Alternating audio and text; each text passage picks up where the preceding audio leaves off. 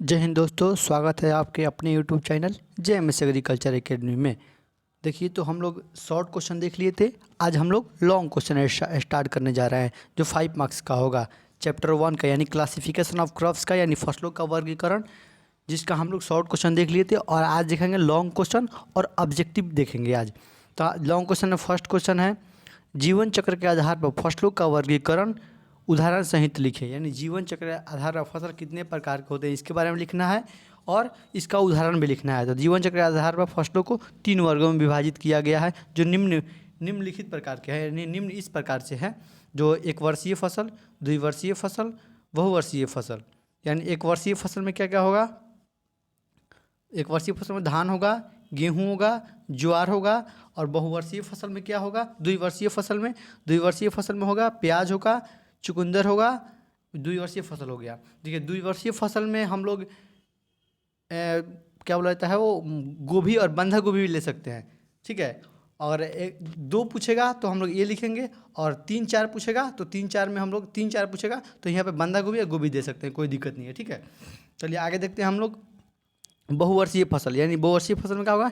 Napier घास होगा, और यहाँ पे कोमा रहेगा यानी रिचका होगा, इत्यादि और सब भी होगा। चलिए आगे हम लोग बढ़ते हैं।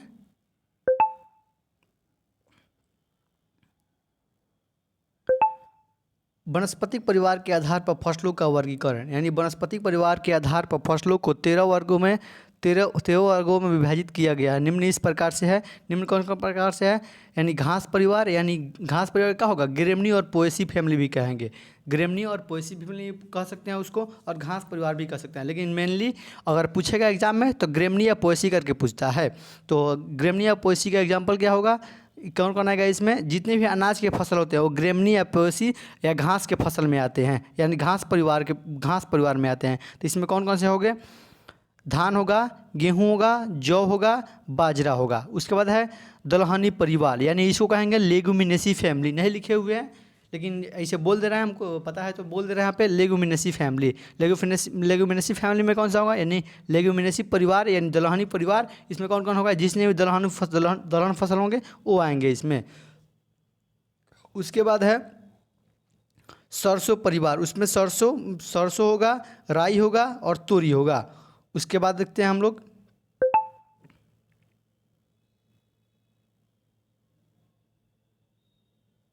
उसके बाद है हम लोग का कपास परिवार, कपास पटसन इसमें होगा।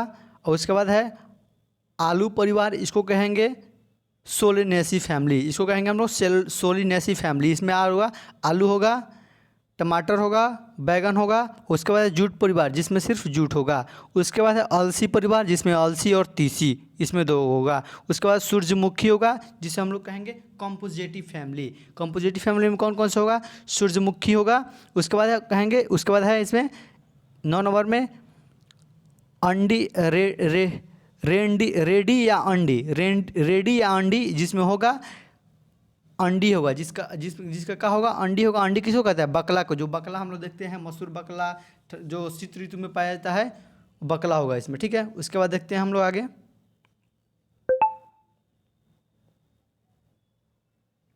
उसके बाद हम लोग का चुकंदर परिवार, जिसमें क्या होगा? सिर्फ चुकंदर होगा, यानी कद्दू परिवार। उसके बाद कद्दू, करेला, खीरा इसमें होगा। यानी जितने भी लतरने वाले होंगे वो किस में आएंगे? कद्दू परिवार में आएंगे। उसके बाद है प्याज परिवार, प्याज, लहसुन इसमें होगा। उसके बाद गाजर परिवार में कौन कौन सा होगा? गाजर परिवार में गाजर होगा, सौंफ होगा और जीरा होगा। ठीक है। यहाँ तक हमारा लॉन्ग क्वेश्चन ख़त्म होता है, और बाकी MCQ स्टार्ट करने जा रहे हैं। यहाँ से हम लोग का स्टार्ट होता है MCQ। MCQ का फुल फॉर्म होता है मोस्ट कन्फ्यूजिंग क्वेश्चन। उसके बाद देखिए, इसमें फर्स्ट क्वेश्चन दिया है, निम्नलिखित में कौन उत्तेजक फसल है?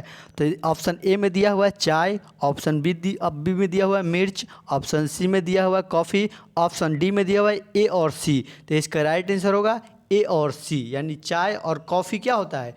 उत्तेजक फसल होते हैं। उसके बाद दिया हुआ है निम्नलिखित में से कौन चारे की फसल है? चारे की फसल है तो फर्स्ट में दिया है धान, दूसरा में दिया है अरहर, तीसरा में दिया है बरसीम, और चौथा में दिया हुआ है कोई नहीं। तो इसका राइट आंसर होगा बरसीम। उसके बाद दिया हुआ है नकदी फसल का उदाहरण 3 में दिया नकदी फसल का उदाहरण है। यानी देखिए नकदी फसल किसे कहते हैं, जो तुरंत बेचकर धन कमा सके, जिसमें कोई मतलब उसे काटने पीटने उटने की आवश्यकता न हो, उसे दौनी वोनी करने की आवश्यकता ना हो। तो इसमें कौन सा, इसको भी दौनी करते हैं, इसको भी दौनी करते हैं, इसको भी दौनी करते हैं। तो इसमें क्या है, ये क्या है, खेत में तुरंत उगाते हैं और इसे कोड़ते हैं और तुरंत मार्केट में भेज सकते हैं, यानी तुरंत धन इससे कमा सकते हैं। इसका राइट आंसर होगा आलू। उसके बाद है 4 नंबर में छोटे बीज वाली फसल का उदाहरण है। तो छोटे बीज वाली फसल का उदाहरण क्या क्या होगा, 1 मिनट। छोटे बीज में कौन कौन सा होगा इसमें, तो फर्स्ट में है आप लोग का, फर्स्ट में है चना, दूसरा में है गोभी, और दूसरा में गोभी, चौथा में मक्का, और तीसरा में है मक्का और चौथा में है धान। तो इसका राइट आंसर होगा गोभी।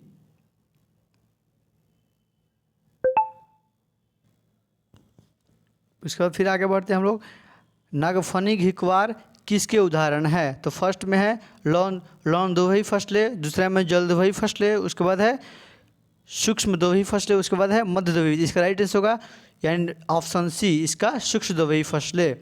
उसके बाद है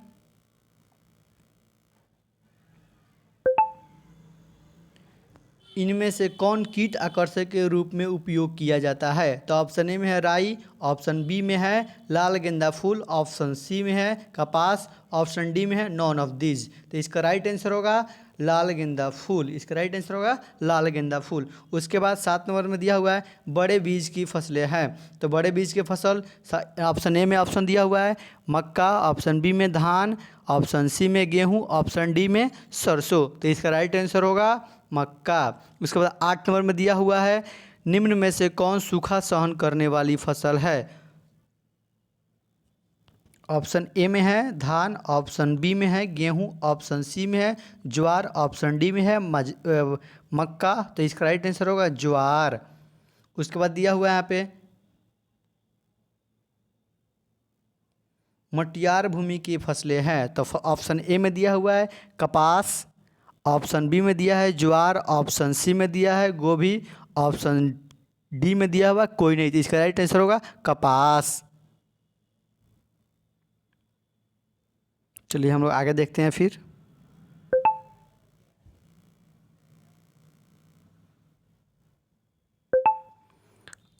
इसका 10 नंबर क्वेश्चन दिया हुआ है अम्लीय भूमि की फसल है। अम्लीय भूमि का फसल ऑप्शन ए में दिया है धान, ऑप्शन बी में दिया हुआ है चना, ऑप्शन सी में दिया हुआ है राई, ऑप्शन डी में दिया हुआ है कपास। तो इसका राइट आंसर होगा राई। उसके बाद दिया है मृदा कटाव को बढ़ाने वाली फसल है।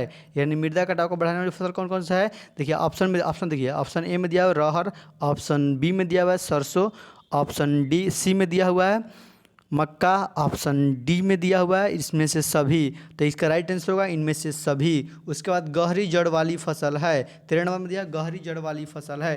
तो ऑप्शन ए में है धान, ऑप्शन बी में है अरहर, ऑप्शन सी में है गेहूं, ऑप्शन डी में है कोई नहीं। तो इसका राइट आंसर होगा अरहर।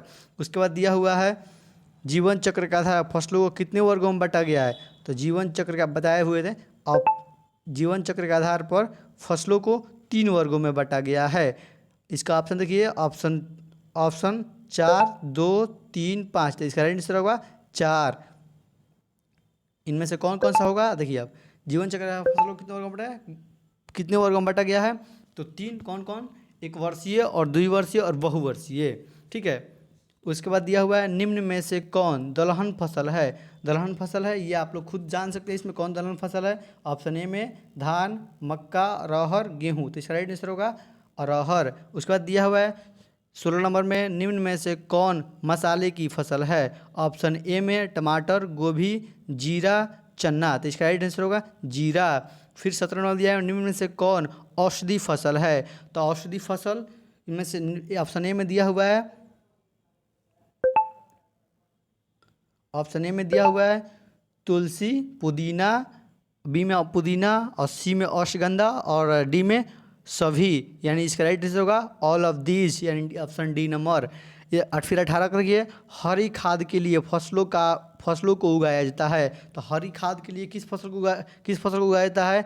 तो धान को नहीं उगाया जाता है और गेहूं को नहीं उगाया जाता है, यानी सभी इसको इसमें से नहीं उगाया, सिर्फ दलहनी फसल को उगाया जाता है। इसका राइट आंसर का क्या होगा? दलहनी फसल।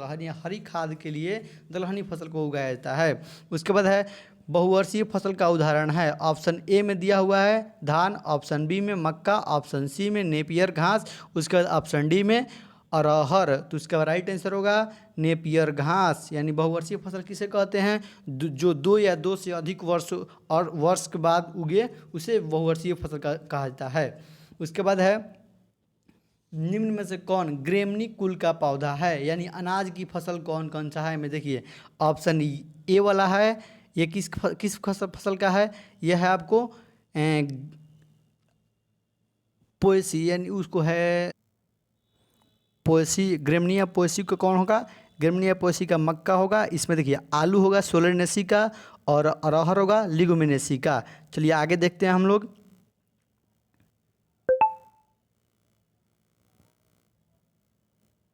उसके बाद है निम्न में से कौन सोलेनेसी कुल का पौधा है? तो ऊपर ही जस्ट बताया है सोलेनेसी कुल का पौधा कहाँ है? आलू है। अरहर लिगुमिनेसी का, और ये यानी देखिए चना और अरहर क्या हो जाएगा? लिगुमिनेसी, यानी दलहन फसल लिगुमिनेसी हो जाएगा। उसके बाद देखिए अनाज की फसल है ये वाला, अनाज की फसल है। तो अनाज की फसल किस में आता है? अनाज की फसल आपको आता है ग्रेमनिया पोएसी में। तो गेहूं क्या हो जाएगा? ग्रेमनिया पोएसी कुल का होगा। तो सूरजमुखी किस परिवार का है? तो ऑप्शन ए में कंपोजिटी, ऑप्शन बी में लिगुमिनेसी और ऑप्शन सी में है ग्रेमनी, ऑप्शन डी में है नॉन ऑफ दिस। तो इसका राइट आंसर होगा सूरजमुखी कंपोजिटी फैमिली का है। उसके बाद दिया हुआ है 23 नंबर में निम्न में से कौन सब्जी का फसल है? तो ऑप्शन ए में आम, सेव, गोभी, धान। तो इसका राइट आंसर होगा क्या होगा? गोभी। उसके बाद 24 में दिया निम्न में से कौन शर्करा की फसल है, यानी चीनी की फसल है? तो ऑप्शन ए में दिया हुआ है चुकंदर, ऑप्शन बी में दिया हुआ है गन्ना, ऑप्शन सी में दिया हुआ है ए और बी दोनों, ऑप्शन डी में दिया हुआ है कोई नहीं। तो इसका राइट आंसर होगा ऑप्शन सी, यानी ए और बी, यानी गन्ना और चुकंदर दोनों होगा। उसके बाद देखते हैं हम लोग आगे। नकदी फसल का उदाहरण है। तो नकदी फसल का उदाहरण जो तुरंत बेचकर धन कमा सके, ऑप्शन ए में है मिर्च, मक्का, ऑप्शन बी में, ऑप्शन सी में धान, ऑप्शन डी में गेहूं। तो इसका राइट आंसर क्या होगा? मरचा।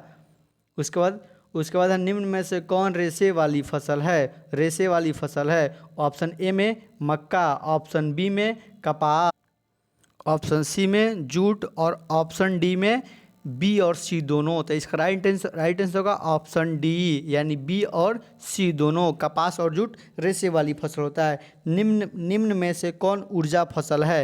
यानी ऑप्शन ए में आलू, ऑप्शन बी में जट्रोफा, ऑप्शन सी में केला, ऑप्शन डी में ए और बी दोनों। तो इसका राइट आंसर क्या होगा? ए और बी दोनों, यानी ऑप्शन डी इसका राइट आंसर हो जाएगा। फिर हम लोग आगे देखते हैं। मालवेसी परिवार का सदस्य है। मालवेसी परिवार ऑप्शन ए में दिया है धान, ऑप्शन बी में मूंग, ऑप्शन सी में कपास, ऑप्शन डी में मक्का। तो इसका राइट आंसर होगा कपास। उसके बाद देखिए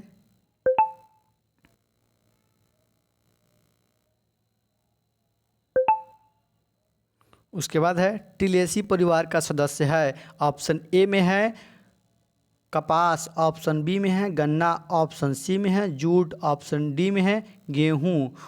तो इसका राइट आंसर होगा जूट। इसका राइट आंसर होगा एक मिनट, इसका राइट आंसर होगा जूट। उसके बाद दिया हुआ है घास परिवार का सदस्य है, यानी ग्रेमनी या पोएसी परिवार का सदस्य कौन कौन सा है? तो देखिए ऑप्शन ए में दिया हुआ धान, ऑप्शन बी में गेहूं, ऑप्शन सी में मक्का, ऑप्शन डी में सभी। इसका राइट आंसर होगा सभी, यानी तीनों अनाज की फसल है। उसके बाद देखिए उसके बाद है हरी खाद के लिए उपयोग है। हरी खाद के लिए क्या उपयोग है? हरी खाद के लिए दलहनी फसल उपयोग है। तो देखिए इसमें दलहनी फसल कौन कौन सा है? ऑप्शन ए में मूंग, ऑप्शन बी में मसूर, ऑप्शन डी में उड़द, ऑप्शन सी में उड़द, ऑप्शन डी में सभी, यानी हरी खाद तीनों होगा इसमें से, यानी राइट आंसर होगा ऑप्शन डी। ऋतुओं के आधार पर फसलों को कितने वर्गों में बांटा गया है? 2, 4, 3, 5। इसका राइट आंसर होगा 3। फिर देखिए, द्विवर्षीय फसल का उदाहरण है, द्विवर्षीय फसल का उदाहरण है। तो इसका एग्जाम्पल दिया हुआ है ऑप्शन ए में प्याज, ऑप्शन बी में नेपियर घास, ऑप्शन सी में चुकंदर। तो इसका राइट आंसर होगा, यहाँ पर टाइपिंग मिस्टेक हो गया है और इसका ऑप्शन रहना चाहिए ए एंड सी। इसका राइट आंसर होगा ऑप्शन ए और सी, यानी ऑप्शन डी इसका राइट आंसर होगा। ठीक है, उसके बाद देखेंगे निम्न में से कौन आवरण फसल का उदाहरण है। आवरण फसल किसे कहते हैं, एक बहुत बढ़िया समझाएं इसको। आवरण फसल किसे कहते हैं, जो भूमि पर भू अपरदन को रोक सके, यानी वर्षा का पानी है उसे मिट्टी पर डायरेक्ट न गिरे, डायरेक्ट पत्ती पर गिरे, उसे भू अपरदन को रोक सके, उसे ही आवरण फसल कहते हैं। जिसकी पत्तियाँ चौड़ा हो उसे लगाया जाए, उसे आवरण फसल कहते हैं। ऑप्शन ए में दिया हुआ है धान, ऑप्शन बी में दिया हुआ है मक्का, ऑप्शन सी में दिया हुआ है सोयाबीन, ऑप्शन डी में दिया हुआ है सभी। तो इसका राइट आंसर होगा ऑप्शन सी, यानी सोयाबीन। ठीक है, उसका अभी देखिए यहाँ तक MCQ शायद ख़त्म हो गया, यहाँ तक लास्ट MCQ था। चैप्टर 1 यहाँ क्लोज हो गया, क्रैश कोर्स का चैप्टर 1 क्लोज हो गया। देखिए यहाँ पे कुछ छोटा मोटा लिखा हुआ है। देखिए लाख जमाने भर की डिग्रियाँ हो तुम्हारे पास, लेकिन किसी की तकलीफ ही नहीं पड़ पाए तो अनपढ़ तो हो तुम। देखिए कहा गया है लाख जमाने भर की डिग्रियाँ हो तुम्हारे पास, लेकिन किसी की तकलीफ ही नहीं पढ़ पाए तो अनपढ़ हो तुम। देखिए अगर किसी की तकलीफ ना समझे तो पढ़ कर और डिग्री लेने से कोई फ़ायदा नहीं है। हर इंसान को तकलीफ़ किसी ना किसी को समझना चाहिए। ओके दोस्तों, यहाँ तक हो गया। उसके बाद ओके बाय।